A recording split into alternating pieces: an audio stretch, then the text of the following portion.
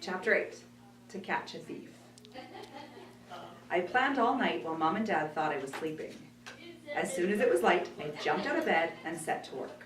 First, I snuck downstairs for lettuce, a carrot, and a slice of roast beef.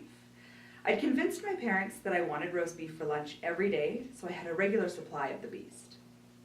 I dug an old leather bag Mom never used out of the hall cupboard.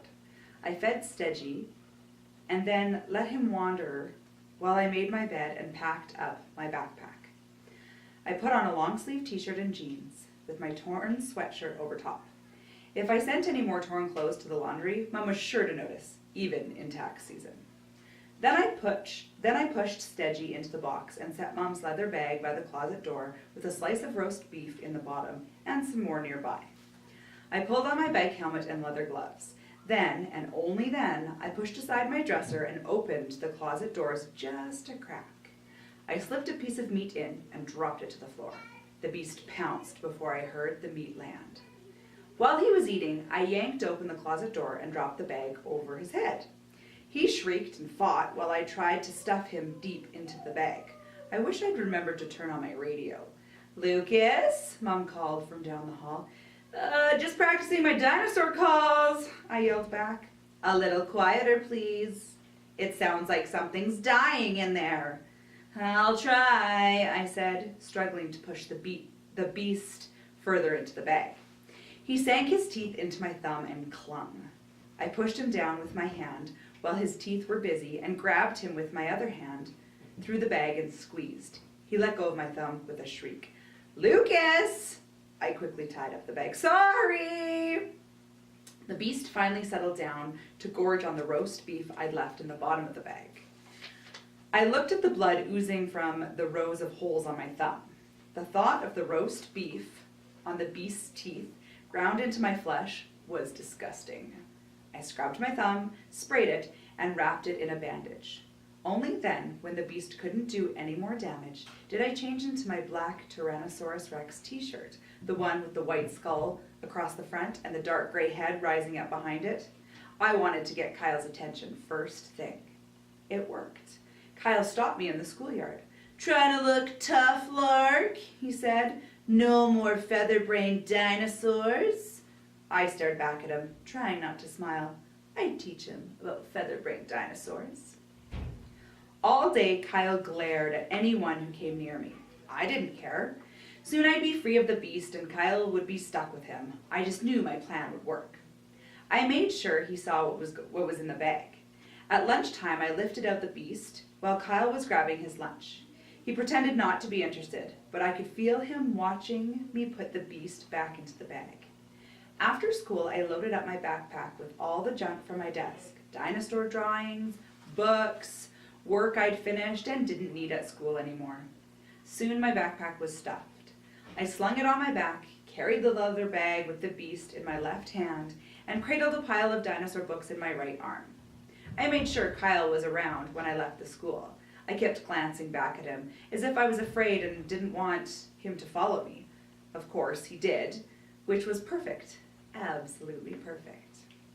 I walked around the school, and just before the corner, where there were lots of bushes growing under the windows, I accidentally on purpose tripped, flinging my books into the air and giving the leather bag a toss in the bushes. I scrambled around on my knees, picking up my books, glancing back at Kyle, who stood and watched with a huge grin on his face. Then I limped around the corner, clinging to my sack of books. As soon as I was out of sight, I stopped and leaned against the school wall, panting. Then I peeked around the corner. I laughed at Kyle's blue jean bum sticking out from the bushes. He straightened up with the leather bag in his hand and a smile on his face. I ducked back as he glanced around to make sure no one had seen him. He headed home, whistling, and I walked off in the other direction, whistling just like Kyle. The next day, Kyle came to school looking haunted. His face was pale, except for the dark smudges under his eyes. He had scratches down his cheek, a gouge on his neck, his collarbone couldn't quite hide, and bandages on his hands. His arms were hidden by his long-sleeved shirt. And he twitched. He jumped at every little sound. I started explaining dinosaur cries to Jacob, just so I could let out a screech like the beasts. Kyle leapt from his chair, hands up to guard his face, looking frantically around the room. I tried to look innocent when he glared at me, but I had trouble hiding my grin. The next days were awesome. Kyle wore pants and long-sleeve shirts every day, even though it was spring and warm outside. Everyone else wore t-shirts and shorts, except me, of course. But I didn't care. My scratches were healing. I knew he was getting new ones every day. His hands were a mess. Miss Dubois started to fuss over him, but he told her something about climbing trees, and she believed him enough to drop it. I just shook my head. Why didn't he wear leather gloves and lock the beast in his closet? I almost felt sorry for him. Almost. The best thing was that Kyle stopped bugging me. He'd sit at his desk and glower, but as long as he sat, he didn't scare the other kids, and they started to talk to me. Every day I wore a different dinosaur t-shirt, and every day they were admired. I brought books, too, my favorite books on dinosaurs. And at lunchtime, I taught Jacob and Ian how to draw dinosaurs. They needed to pay more attention to how dinosaurs really look, so I pulled out the books and we talked about skeletons while we drew. And sometimes I just sat back and enjoyed it. I had read somewhere that revenge is sweet, but I didn't really understand until now. Revenge is very, very sweet. Then I learned that revenge is tricky too. We had an early May heat wave, and everyone dug out their summer clothes and came to school in shorts and sandals. Everyone except Kyle and me. Together we sweated in our long-sleeved shirts and jeans. Neither of us wore sandals. I had nasty scratches on my feet that were healing really slowly, and I guess that Kyle had fresh ones. While I was sweating and feeling cranky from the heat, I felt a twinge of sympathy for Kyle, but it didn't last long. He deserved it. Kyle looked worse every day. He just didn't seem to be learning how to protect himself from the beast. Every day he had new gouges on his hands and scratches on his face. Why wasn't he keeping the beast locked away? And why didn't he wear gloves? What was his problem? Kyle grew more and more pale, the shadows under his eyes darker and darker. Every day he had new scratches. Miss Dubois became really concerned, but Kyle made up a story for her. I want to be a tree climbing champion, he said, trying to smile at her. So I climb every day. Sometimes I get scratched a bit and I haven't fallen yet, he said.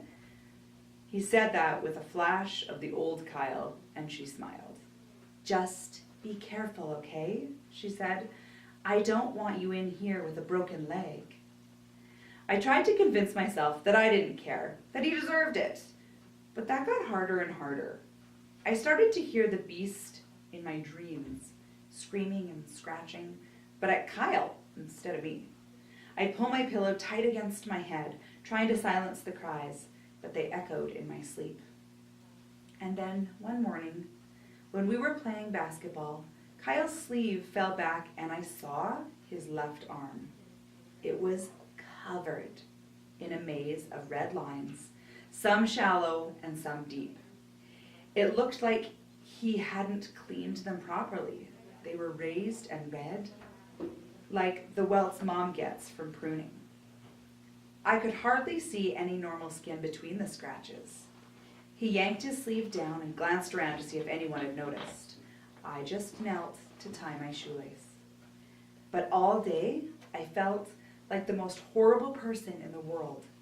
I had done this to him. I had set him up to steal the beast. I knew how to handle the beast, but I hadn't told Kyle. I'd let him get attacked every day, after day, after day.